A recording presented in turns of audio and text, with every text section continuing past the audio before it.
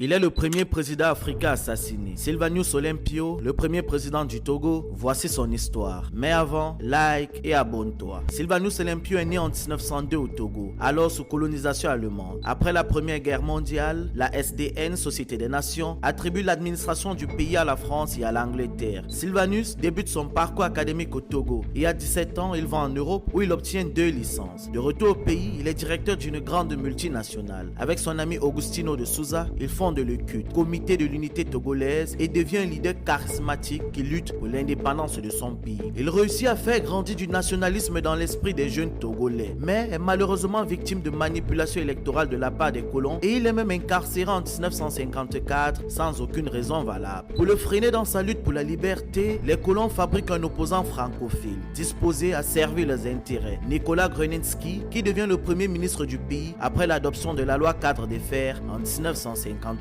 Sylvanus Olympio écrit alors à l'ONU pour dénoncer les manipulations françaises dans le pays. L'ONU supervise elle-même de nouvelles élections au Togo en 1958. Il est vainqueur et la France reconnaît l'indépendance du Togo en imposant une dette de 800 millions de francs. Président du pays, il mène une bonne politique économique. Il combat le néocolonialisme américain et français. Il rembourse la dette imposée par les colons. Il crée sa propre monnaie, quitte la zone franc et coupe les contacts avec la France. Paris, qui se voit empêché de piller les ressources du pays, décide de l'éliminer. Avec l'appui de l'ambassadeur américain, dans la nuit du 12 au 13 janvier 1963, un coup d'état militaire est mené par Étienne Eyadema et ses amis. Il force Olympio à sortir de chez lui et tragiquement, il est assassiné devant l'ambassade américaine par le français Georges Métrier. Après sa mort, c'est l'homme de la France, Nicolas Gruninsky, qui est placé au pouvoir. Pour plus d'histoires d'Afrique, like et abonne-toi.